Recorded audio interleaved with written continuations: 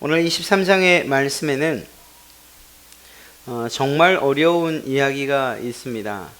쉽게 생각하면 그냥 기본적인 그 내용만 따르면 그렇게 어려울 일도 아니거든요. 그런데 이것이 우리 실제적인 우리의 삶 가운데에서 적용되어질 때는 좀 어려워질 만한 그러한 주제가 담겨 있습니다. 바로 이 권세자들, 이 나라와 또 정부에 대한 복종의 문제가 있기 때문에 그렇습니다. 오늘 1절부터 7절까지의 내용은 아주 분명합니다. 하나님께서 이 나라 혹은 이 세상 가운데 모든 정부 그 권력자들을 하나님이 세운 것이니 하나님의 권위를 인정해서 복종해라. 이것이 가장 기본적인 내용입니다. 그래서 이 모든 인류 역사에 대한 모든 책임과 그 주권이 하나님에게 있다는 것을 말하는 거죠. 그 나라가 어떤 나라이든지 그 나라의 어떤 경제적인 상황이나 혹은 정치적인 수준이나 이런 것 상관없이 모든 나라, 이 땅에 있는 모든 나라는 하나님의 주권 아래에 있다라는 것을 먼저 인정하라는 것입니다. 이것이 가장 기본적인 내용입니다. 그러면서 동시에 이러한 나라들을 통해서 모든 세계가 움직여가고 그것이 시간의 흐름으로 이어져 역사라고 만들어질 때에 이러한 역사 가운데도 하나님이 섭리하신다. 그리고 하나님이 이 역사를 이용하시고 그 가운데서 활동하신다는 것을 이야기하는 거죠.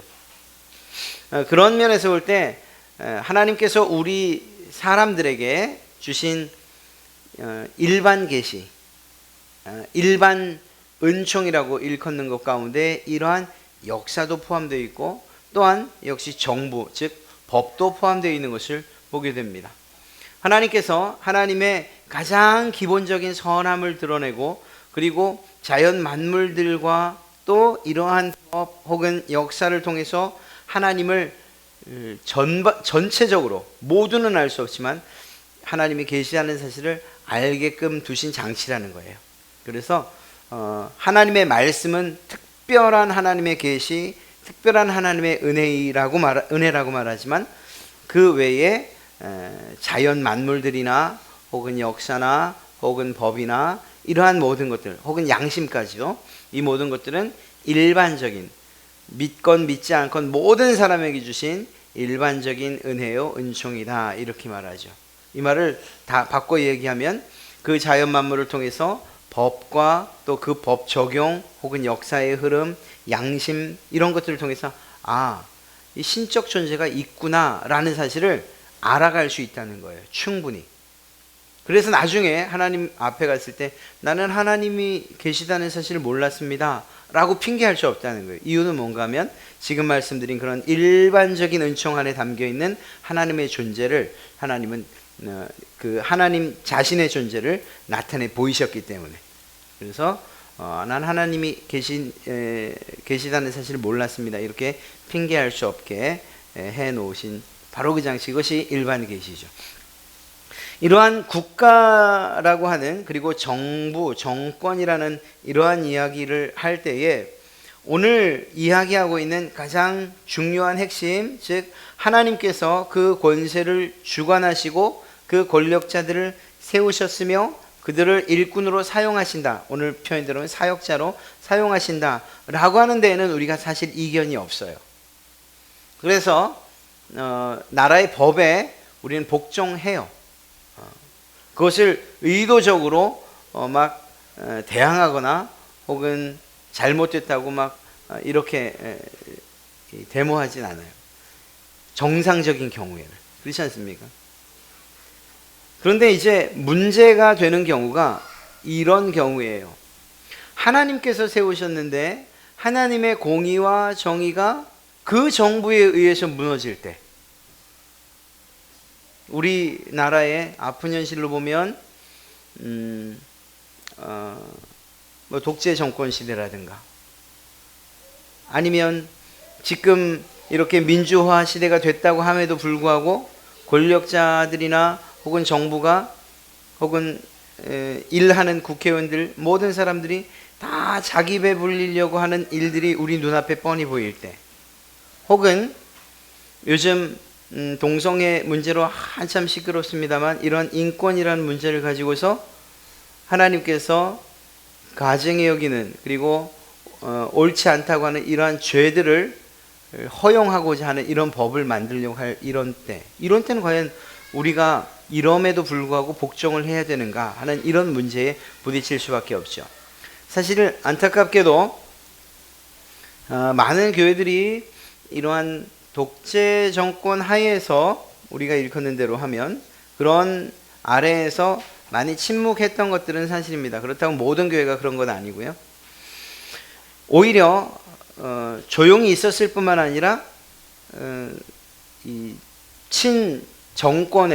친정권으로서 자기의 교회를, 그리고 또 그 세력을 불려갔던 그러한 이들도 없지 않아 있죠. 이런 때에 과연 우리는 어떻게 대처를 해야 되는가 하는 이런 문제를 만날 수밖에 없어요. 가장 중요한 것은 아까 말씀드린 대로 하나님께서 이들을 세우셨다는 그 권위를 인정함과 동시에, 그리고 이것을 통해서 하나님이 하나님의 역사를 만들어가고 있다는 이 사실에 대한 인정과, 그리고 그것에 순종하고 복종하는 일이 필요합니다. 그럼에도 불구하고 하나님의 나라를 세워가고 그리고 그리스도인 됨을 막는 이러한 일들이 있다면 이것에는 단호하게 대처를 해야 되는 거죠.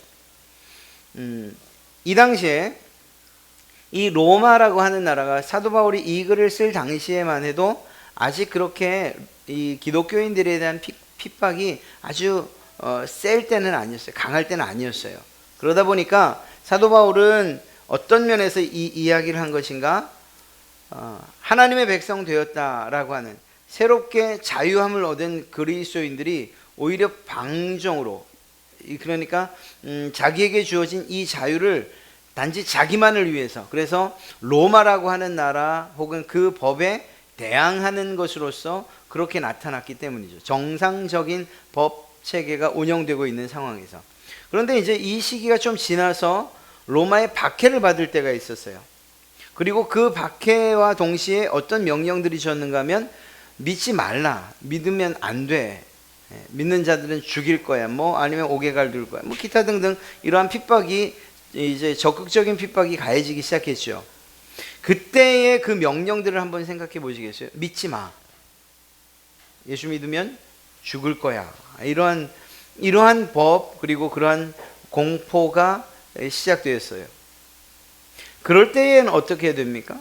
그럴 때는 우리 믿음의 선배들이 했던 그대로 따라가는 게 맞다고 생각하는. 그건 법을 적극적으로 반역하거나 그것을 뒤엎으려는 것이 아니고 하나님께서 이 땅 가운데 세우시고자 하시는 하나님의 나라를 세워가는 입장에서 우리는 그러한 믿지 말라고 하는 그 위협에 대항할 수밖에 없는 거죠. 이러한 우리의 신앙의 문제를 가지고서 위협하고 또 그리고 억압하려는 이러한 법들과는 끊임없이 싸웠던 것들이 우리 믿음의 선배들의 이야기들이죠. 일제시대 때 한거에 있던 독립투사들 뿐만 아니라 그 가운데 대부분이 그리스도인이었다는 것. 6.25 전쟁이 터진 이후에 그곳에서 믿지 못하게 하는 공산당의 그 법 아래서는 신앙할 수 없어서 그 신앙을 하기 위한 방법으로 남한으로 내려온다거나 아니면 실질적으로 다시 국군이 되어 싸운다거나 이런 일들이 있었던 거죠. 이렇게 본다면 가장 기본적인 정신은 우리가 흔들려서는 안 될 것 같습니다. 정상적인 국가 하에서 단지 내 이익이나 혹은 내가 속한 어떤 공동체의 이익과 욕심 때문에 정부를 대항한다거나 아니면 우리가 칼날을 이렇게 서로 대치하는 이런 일들은 없어야 될 것입니다. 그것은 하나님의 권위에 도전하는 것이라고 봐야 되고 하나님의 역사의 흐름에 반하는 그러한 작용이라고 봐야 될 것입니다. 그러나 이러한 이들의 그 수위가 믿음을 방해하고 그리고 믿음을 억압하고 그리고 믿는 것 자체를 하지 못하게 하는 이런 상황이 온다면 우리는 마땅히 그 일에 대해서 분연히 일어나야 하는 것이 당연한 일이죠. 12장 마지막에 무엇이라고 말하고 있습니까? 선으로 악을 이기라 라고 되어 있기 때문입니다. 이 말씀으로 인해서 결국은 우리는 그 대항의 방법적인 측면에서 우리는 심각한 고민을 할 수밖에 없는 거예요. 왜냐하면 싸우는 방법이라고 이야기할 때 대부분은 힘과 또 물리적인 어떤 충돌을 생각할 수밖에 없기 때문이죠.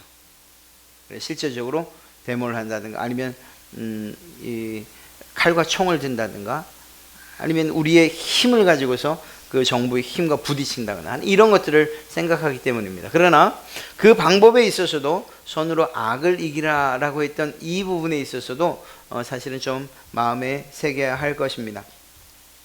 이 세상과 무관하게 우리가 하나님 나라를 만들어가는 게 아니죠. 이 세상 혹은 정부, 제도, 이 사회 이 안에서 하나님의 나라가 이루어져 가야 된다라고 할 때에 말씀드린 것처럼 1차적으로는 우리가 그 권세와 그 법 아래 복종해야 되는 것이 맞습니다. 그럼에도 불구하고 그것이 그 세상이 하나님을 인정하지 않으려 할 때에는 그때에는 마땅히 그들과 싸워야 하되 이 싸우는 과정에서 과연 어떤 태도를 취해야 할 것인가 하는 거예요. 이때에 폭력적이거나 혹은 정말 선동하는 이러한 입장이 아니고 선으로 악을 이기는 정말 어려운 일이지만 이러한 방법으로 우리가 우리의 싸움을 선한 싸움을 싸워 나가야 될 줄로 믿습니다. 실제적으로 우리가 이런 문제들에 부딪히지 않았기 때문에 어떤 답을 정확히 내릴 수는 없지만 그러나 기본적으로 우리가 가지고 있어야 될 생각들이 이러한 것들이라는 것이죠. 그때 나라에 대한 하나님의 주권을 인정함과 동시에 부당하고 그리고 더 나아가서 우리의 신앙을 억압하려는 이러한 태도가 나올 때에는 마땅히 그들과 싸워야 된다는 이러한 사실들을 알게 됩니다. 요즘에 그 법에 대한 법 개정에 대한 문제들을 할 때에 계속적으로 여러분들이 SNS를 이용한다든가 아니면 민원을 넣는다든가 아니면 전화 ARS를 이용한다든가 혹은 아니면 직접 나가서 그곳에서 그들과 대치한다든가 하는 이러한 여러 가지 적극적인 방법을 통해서 그들의 법 제정을 우리가 막고 있지 않습니까? 이러한 것들은 실제적으로 우리 그리스도인들이 해야 될 일이죠.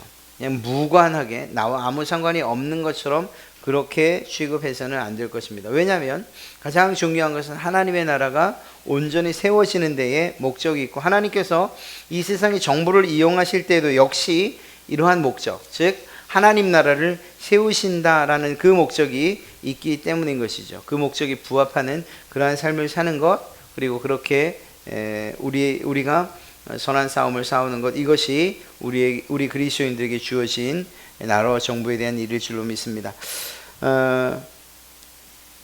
말씀드린 대로 지금 우리에게 주어진 이 정부나 혹은 나라에 대한 1차적인 복종과 그리고 순종이 있어야 하고 법을 지키려는 마음들이 있어야 합니다. 그러나 그와 동시에 정말 신앙을 파괴하려는 그리고 우리가 신앙하지 못하게 하려는 그러한 시도들이 있을 때에는 거기에 대해서는 침묵하지 않는 것이 그것이 우리 그리스도인들의 올바른 자세라고 할 수 있습니다. 오히려 더 적극적으로 이야기한다면 그 법들을 사용해서 하나님께서 말씀하시는 선한 일들을 행해 나가는 것 그것이 더 잘하는 일이라고 할 수 있겠죠. 예를 들면 복지 문제를 이야기할 때에 장애인 혹은 노인 복지, 여성 복지 혹은 기타 등등 소외되어 있는 이런 분들에 대해서 사실 교회 혹은 개인적으로 그 일들을 해결해 나갈 수 있는 그런 사례는 쉽지 않거든요. 제가 우리 올리사랑봉사단을 이야기하면서도 아주 큰 일을 하는 건 아니지만 제가 늘 말씀드리는 게 한 가지 있잖아요.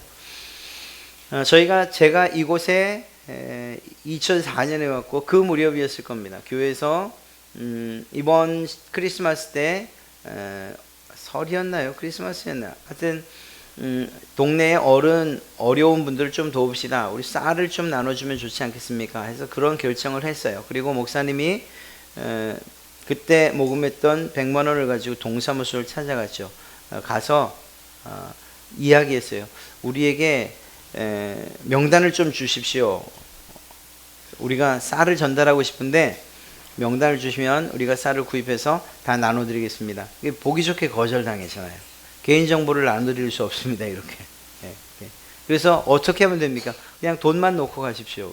그래서 100만 원 드리고 왔어요. 분명하게 좋은데 잘 사용됐을 걸 알아요. 제가 이 얘기를 왜 드리는가 하면 단독적으로 혹은 개인적으로 혹은 교회라는 이름으로도 이 할 수 없는 일들이 참 많다는 거예요. 즉 법이나 혹은 관과 더불어서 우리가 하려고 하는 선한 일들을 할 때 더 효과적일 수가 있다는 거예요. 그렇게 적극적으로 법이나 혹은 관을 이용하는 일들이 우리가 해야 될 일들이 아니겠는가 하는 생각을 합니다. 이것이 뭐 관과의 밀착, 유착, 어떤 이익을 위해서 이게 아니고 정말 선한 일을 하기 위해서 그렇게 본다면 오히려 그들을 하나님께서 세우신 그 법과 그리고 또 그 사람들을 우리가 교회가 이용하는 것이라고. 이 표현은 정말 좀 좋지 않아 보이는데 하여튼 그들과 함께 협력해서 선한 일을 하는 것이라고 그렇게 생각하면 좋죠. 그런 방향으로 오히려 적극적으로 우리에게 주어진 그러한 우리가 그 순종하고 복종하는 것뿐만 아니라 그들과 함께 협력해서 하나님의 선한 일들을 이루어갈 수 있다면 그것이 더 좋은 일이겠죠. 그런 면에서는 더 적극적으로 잘 활용할 수 있는 예들도 있으리라고 생각을 합니다. 이렇게 이야기한 이후에 그리고 8절, 9절, 10절 안에서 사랑에 대해서 이야기를 하고 있습니다. 핵심은 그거예요. 사랑은 율법의 완성이다 이렇게 이야기를 하고 있습니다. 그런데 그 첫 번 서두가 무엇으로 시작하는가 하면 피차 사랑의 빛 외에는 아무에게든지 아무 빛도 지지 말라라는 말씀으로서 사도 바울은 이야기를 시작합니다. 이 아무 빛도 지지 말라는 말이 물론 금전적인 빚이나 여러 가지 것들을 이야기할 거예요. 그런데 단지 그것만을 이야기하는 것은 아니고 이 공동 번역을 보면 이렇게 해석하고 있습니다. 남에게 해야 할 의무를 다 하십시오. 그러나 아무리 해도 다 할 수 없는 의무가 한 가지 있습니다. 그것은 사랑의 의무입니다. 즉 사랑의 빚을 지라는 것은 무엇인가 하면 모든 사람들에 대해서 사랑의 의무를 가지고 살라라는 거예요. 사랑할 대상으로 여기면서 살라는 거예요. 누구든지 간에 아무에게든지 간에. 이것이 사도 바울이 이야기하고 있는 것입니다. 사람이 아무리 해도 다 할 수 없는 것, 다 했다고 말할 수 없는 것이 있다면 바로 이 사랑이 아니겠습니까? 내가 충분히 사랑했어요 라고 말할 수 있는 어머니가 어디 있겠습니까? 내가 우리 아이를 이젠 충분히 사랑해서 더 이상 줄 사랑이 없어요 말할 그런 어머니가 어디 있어요? 사랑은 끊임없이 퍼지는 것이고 끊임없이 주어지는 것입니다. 어떤 면에서이냐? 그것은 반드시 해야 될 일이고 하나님께서 우리에게 담아주신 마음이기 때문인 것이죠. 주님께서 말씀하시기를 세 계명을 우리에게 준다고 말씀하셨습니다. 그래서 너도 서로 사랑하라. 내가 너희를 사랑한 것처럼 너희도 서로 사랑해라. 너희가 서로 사랑하면 이로써 모든 사람이 내 제자, 모든 사람들이 너희가 내 제자라는 사실을 알게 될 것이다. 예수님이 이렇게 말씀을 하시죠. 더 적극적으로 말하기는 사랑을 통해서 종노릇하라 이렇게 더 적극적인 이야기를 하기도 하십니다. 그렇습니다. 이 예수님을 믿는 여러분이나 제가 이 사랑의 부분을 이야기할 때에 서로 상대방에 대해서 누구에게 대해서든지 종노릇하는 그러한 사람, 사랑의 종노릇하라는 이러한 말씀, 이것은 결국 자기를 희생하는 것을 이야기하죠. 이러한 희생이 없는 사랑은 아무것도 아니라는 것입니다. 그래서 실제적으로 주님께서도 말씀하셨지 않습니까? 너희 말로만 좀 사랑하지 말고 좀 진짜로 좀 사랑하면 안 되겠네. 따뜻하게 입어, 배고프지, 먹어 이렇게 말하는 게 아니고 실제로 먹을 걸 좀 주고 그리고 옷을 좀 주고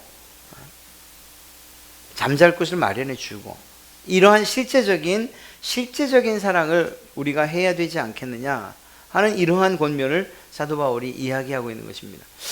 그 이유가 무엇일까요? 그렇게 사도 바울이 사랑의 빚진 자가 되십시오, 사랑의 의무를 가지고 사십시오 말한 이유가 무엇일까요? 사실은 우리가 사랑의 빚을, 그만큼의 사랑을 받았기 때문이에요.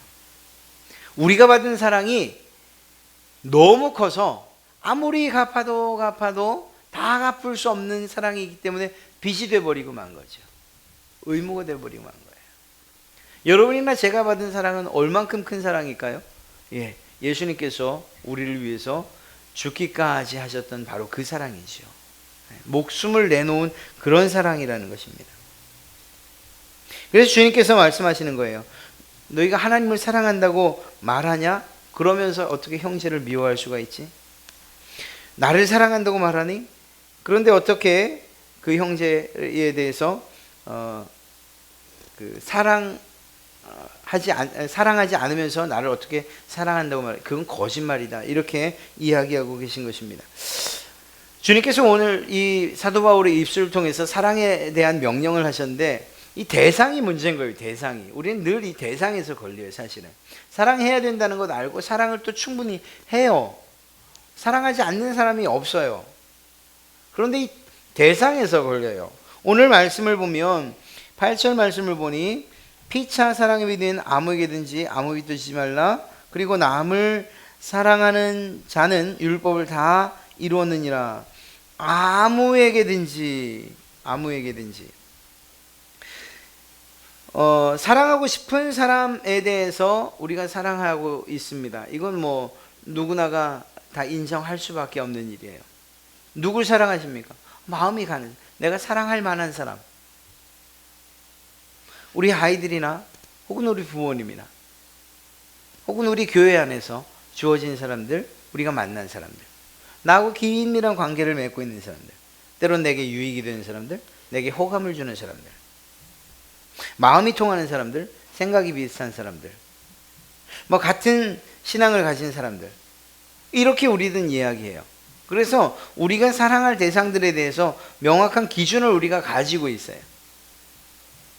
그런데 사실은 예수님께서 우리를 위해서 십자가에 달리실 때의 그 사랑은, 그 대상이 너야 이렇게 정해져 있지 않았다는 거죠.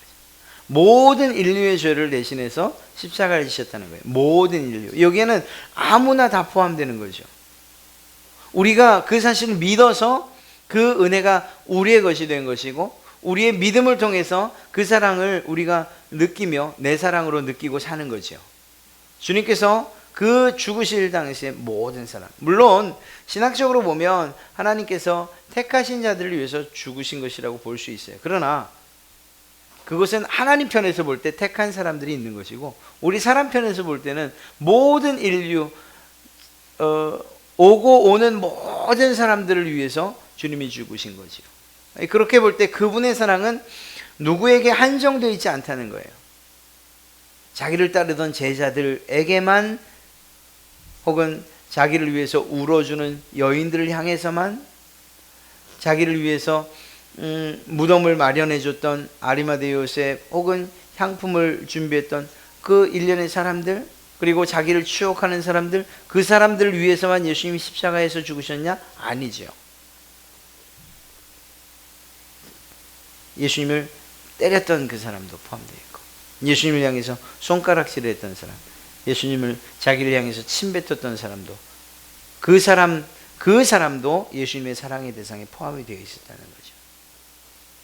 십자가를 지고 올라갈 때 그냥 때렸던 사람, 밀쳤던 사람, 욕했던 사람, 네가 정말 이 왕이면, 하나님의 아들이면 그러면 내려와 보면 안 돼?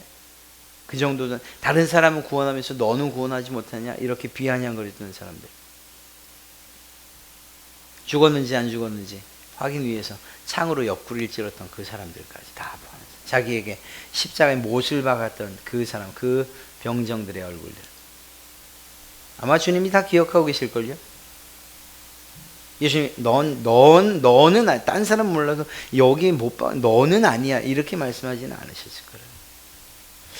그러니까 예수님께서 우리에게 베풀어 주신 사랑이 정말 누구 그 어떤 기준이 아니라 모든 사람들에게 적용되어지는 사랑이었고, 그리고 그 사랑 안에 우리가 포함됐다는 사실을 생각할 때에 우리에게 명령되어지는 이 사랑의 대상 또한 누구에게든지, 그리고 누구나라고 이야기할 수 있는 것입니다.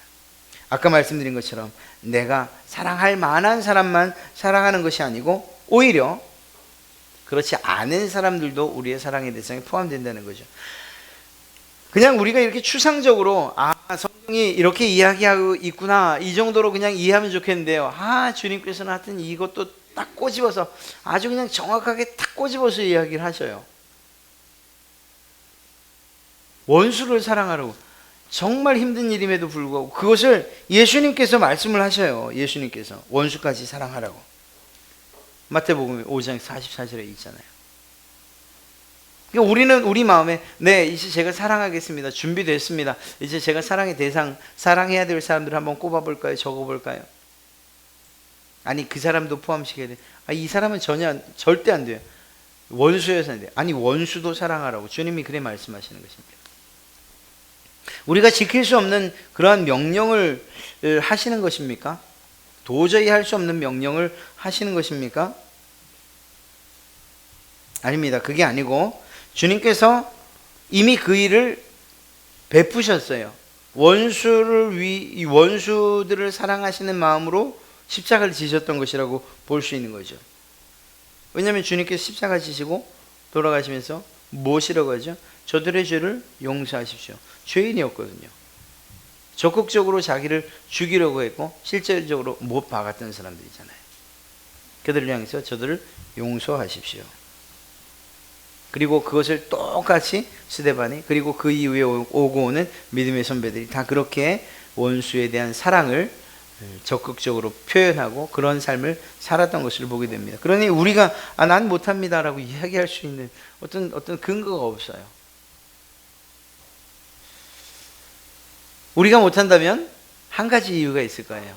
하나님의 사랑이 그렇게 크게 느껴지지 않기 때문에, 내가 받은 게 너무 작게 느껴져서 내가 줄 게 없다고 생각할 때. 그런데 실제로는 그렇지 않잖아요.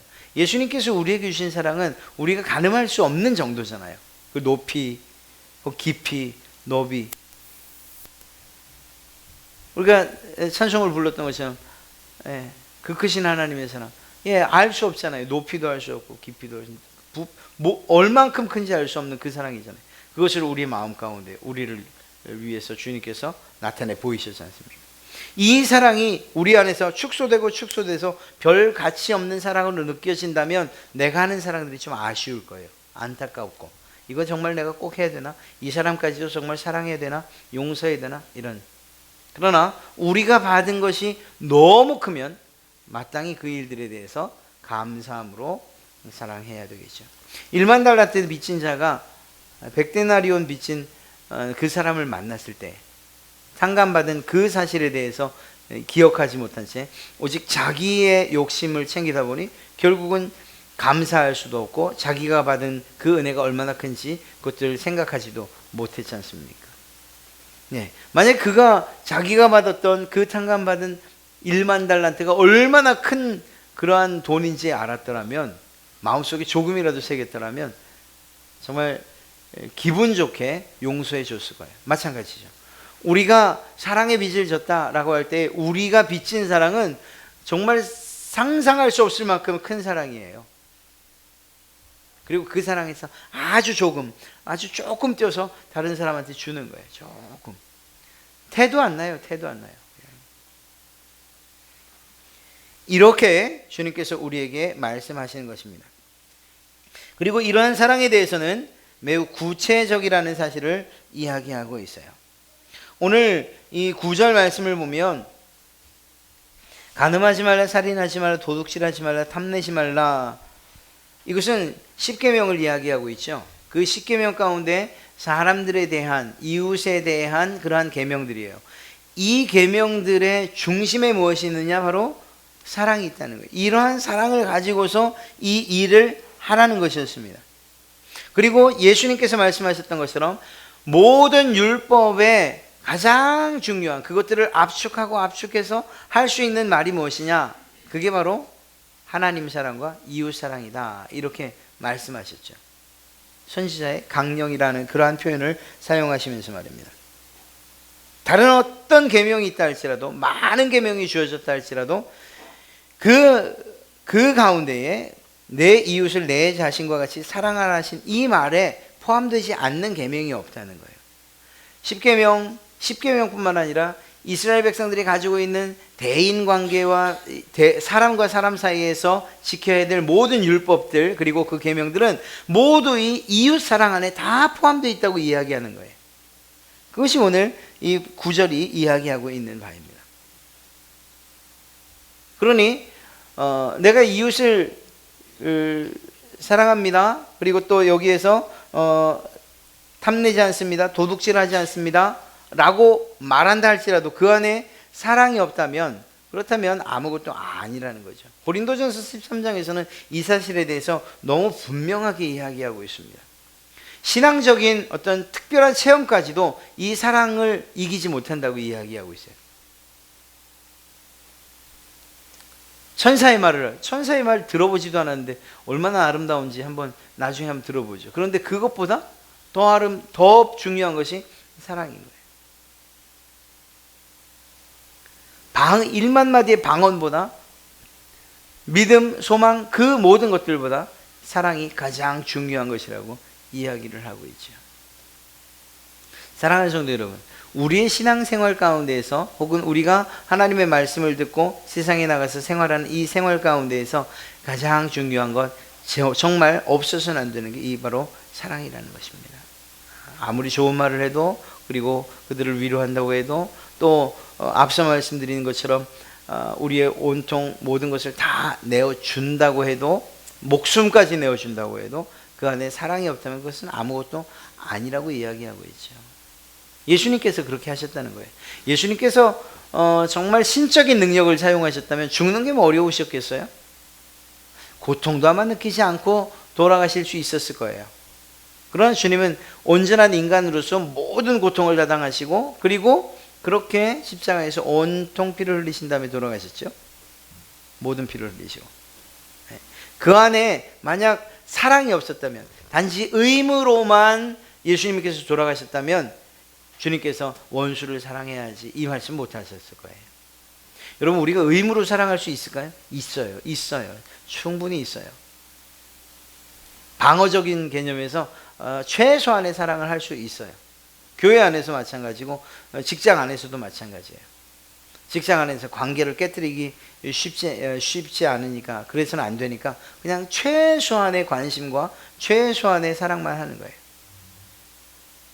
그러나 이것은 하나님께서 우리에게 말씀하시고 계신 진정한 의미의 사랑이라고 말할 수 없는 거죠. 주님께서 오늘 이야기하고 있는 이 말씀대로 정말 하나님께서 우리에게 요구하시는 것, 그것이 바로 사랑이라는 것을 마음에 생각해야 됩니다. 10절 말씀을 보면 사랑은 이웃에게 악을 행하지 아니하나니 그러므로 사랑은 율법의 완성이니라. 이 말씀이 좀 오해되어서는 안 됩니다. 이웃에게 악을 행하지 않는 것이 사랑이라고 표현은 되어 있지만 실제적으로 단지 악을 행하지 않는 것을 사랑이라고 말하는 것은 아니에요. 이것은 만약에 그렇게 이해하면 사도 바울이 이야기하고 있는 그 큰 뜻을 축소시키는 거예요. 더 깊은 의미가 있는데 매우 부정적인 표현을 통해서 강조하고 있는 이러한 표현이라고 이야기할 수 있는 것이죠. 그래서 사랑은 이웃에게 오히려 큰 유익을 주는 것이다, 이렇게 이해를 해야 될 것입니다. 그래서 악을 행하지 않는 것, 이건 매우 소극적인 그런 사랑이라고 표현. 일본 사람들의 태도가 그렇죠. 최대한 피해를 입히지 않는 것, 최대한 피해를 입히지 않는 것. 매우 예의 바르고, 그리고 또 다른 사람을 존중하는 것 같지만, 그러나 또 한편으로 보면 그냥 가장 기본적인 것만 지키는 거예요. 손해를 끼치지 않고 피해주지 않는 그 안에 사랑, 그것을 이야기할 수는 없죠. 오히려 어떤 면에서는 좀 과한 것 같지만 우리나라 사람들의 이 사랑 표현이 더 진한 것 같아요. 때로는 정말 좀 이제 좀 그만 좀 괴롭히지 그런 것 같은데 또 그 사이에 넘쳐나는 사랑을 생각하면 그것도 이해가 되는 올바른 예였는지는 모르겠습니다만 그런 것 같습니다. 최소한의 그 예의를 지키는 것을 사랑이라고 말하지 않는 거예요. 특히 신앙에 있어서 그렇습니다. 신앙에 있어서 내가 예수님을 사랑합니다 라고 말하는 것이 최소한의 신앙의 도리들을 하는 것을 가지고서 내가 예수님을 충분히 사랑하고 있습니다 라고 말해서는 안 되는 거예요. 그럴 수 없어요. 정말 최소한의 신앙의 생활들과 그러한 헌신들과 봉사들을 하면서 내가 예수님을 충분히 사랑하고 있지요 이렇게 말할 수는 없는 거예요. 오히려 적극적으로 사랑은 그 이웃에게 큰 유익을 주는 것입니다. 그래서 유익을 주는 것으로서 우리가 이해를 해야 되는 거죠. 악한 일을 하지 않는 것, 아주 최소한의 어떤 그 경계를 아슬아슬하게 걷는 사랑의 모습이 아니고 오히려 그들에게 유익을 주는 것. 여러분들의 마음을 힘들게 하고 아프게 했던 사람에게도 유익을 주는 것, 도움을 주는 것, 그 도움 안에 사랑을 담아서 주는 것, 이것을 오늘 사도 바울이 우리에게 이야기하고 있는 것입니다. 이런 일들을 통해서 우리는 우리가 진 사랑의 빚을 조금씩 갚아나가게 될 줄로 믿습니다. 주님께서 우리에게 주신 그 사랑의 빚을 생각하면 갚을 빚이 아직도 남아있죠. 평생 갚아도 아마 갚지 못할 것입니다. 사람 골라서 이 사람 저 사람 그저 내 마음에 드는 사람들에게만 사랑의 빚을 갚아서는 다 갚지 못할 거예요. 아무도 그런 얘기 안 했습니다. 그냥 저 혼자 생각이에요. 아마 사랑하는 사람에게 갚는 빚은 아마 요만큼일 거예요. 요만큼. 누구나 다 할 수 있는 거니까. 그런데 원수 같은 사람을 사랑하는 건 아마 그 빚을 갚는 데 있어서 그 크기가 어마어마하게 큰 걸 것 같아요. 그러니까 할 수 있으면 그 빚을 빨리 갚고 싶으면 그냥 원수들만 찾아다니면서 사랑하세요. 그러면 혹시라도 우리 살아생전에 그 빚을 다 갚게 될지 혹시 압니까? 하나님께서 오늘 사도 바울을 통해서 우리에게 이러한 사랑의 명령을 하고 계셔요. 왜냐하면 하나님이 사랑이시기 때문이에요. 우리 그리스도인들, 이 기독교라는 종교 안에서 사랑이라는 이야기를 빼버리고 나면 남는 게 없어요. 하나님께서 예수님을 보내신 이유가 뭔데요? 바로 여러분과 저를 사랑해서잖아요. 예수님께서 십자가에 달리신 이유가 뭔데요? 여러분들을 사랑해서잖아요. 우리가 지금 이 자리에 나와 있는 이유가, 있을 수 있는 이유가 주님께서 우리를 사랑하셔서이기 때문이죠. 예수님의 사랑, 그 하나님의 사랑을 빼놓고서는 우리가 이 종교, 이 기독교를 이야기할 수 없어요. 그렇다면 정말 이 아름다운 종교가 계속해서 세워져 가는 이 일은 예수님의 사랑, 그 사랑을 따라서 살아가는 우리들의 모습, 우리들의 삶이 있을 때 유지되는 건 아니겠습니까? 여러분들에게 이러한 막중한 임무가 사랑의 빚을 갚으라는 이러한 빚 독촉장이 매일매일 날아오는 것 같습니다. 오늘도 가서 우편 한번 열어보세요. 오늘 어디 많이 갚았냐? 이렇게 아마 예수님께 변제하지, 갚은 것 좀 보자 이렇게 얘기하실지도 몰라요. 다음 한 주간은 이 빚을 좀 넉넉하게 갚으셔서 하나님 이제 좀 됐습니까? 이번 주는 좀 제가 갚을 만큼 갚지 않았습니까? 이렇게 이야기할 수 있으면 참 좋겠습니다. 이 마지막에 이 11절부터 14절까지는 마지막 때에 관한 그러한 이야기예요. 구원의 때가 가까워졌다라는 말씀으로써 우리가 경각심을 가지고 신앙을 해야 된다라는 이런 이야기를 하고 있는 것이죠. 영적인 무감각한 시대에 어쩌면 이 사도 바울이 있었던 때보다 지금이 더한 때일 수 있어요. 이러한 때에 정신을 차리고 주님이 가까이 오셨다는 이 사실들을 기억하라는 것이죠. 자다가 깰 때라는 그 때가 되었다는 것, 우리의 구원의 때가 더 가까웠다는 것, 주님이 오실 날이 가까웠다는 것. 그러니 오늘 말씀하는 것처럼 낮에 행하는 그런 사람들처럼 단정하게, 그래서 방탕하거나 술 취하지 말고, 음란하거나 호색하지 말고, 다투거나 시기하지 말고, 이런 것들은 좀 어두침침할 때, 누가 보지 않을 때 행하는 그런 일들 아닙니까? 대낮처럼, 주님이 오실 날이 된 것처럼 주님 앞에서 조금 더 부끄러움 없이 살기 위해서 이러한 모습들을 버리고, 이러한 정욕들의 옷을 벗어버리고, 육신의 옷을 벗어버리고 예수 그리스도로 옷 입자 격려하고 있는 사도 바울의 이야기입니다. 오늘 제가 여러분들에게 조금 더 중점적으로 말씀드린 건 사랑의 빚에 관한 거예요. 빚진 자라는 사실을 잊지 마십시오. 우리가 사랑의 빚을 진 사람들, 이 빚을 평생토록 갚아나가야 할 사람들, 그 대상에 있어서도 우리가 원하는 사람들, 또 마음에 드는 사람들만이 아니고 주님께서 말씀하신 대로 하면 등 돌린 사람들, 혹은 원수된 사람들, 이런 모든 사람들에게까지 그 사랑을 베풀고 살아가야 된다는 것, 오늘 주님께서 우리에게 명령하시는 말씀인 줄로 믿습니다. 다음 한 주간도 이러한 사랑의 빚을 갚는 그러한 마음으로 여러 사람들을 돌아보시고 또 그들을 이해하고 또 때로는 위로하고 격려하고 그들을 대하실 때 하나님께서 여러분들에게 그 사랑의 빚을 갚을 때에 주시는 큰 기쁨을, 예수님께서 우리를 위해서 십자가에 달리시면서 우리의 구원의 완성을 보시고 기뻐하셨던 것처럼 아마 우리에게도, 사랑의 빚을 갚는 여러분들에게도 세상이 알지 못하는 그러한 기쁨으로 여러분들에게 채워주실 줄로 믿습니다.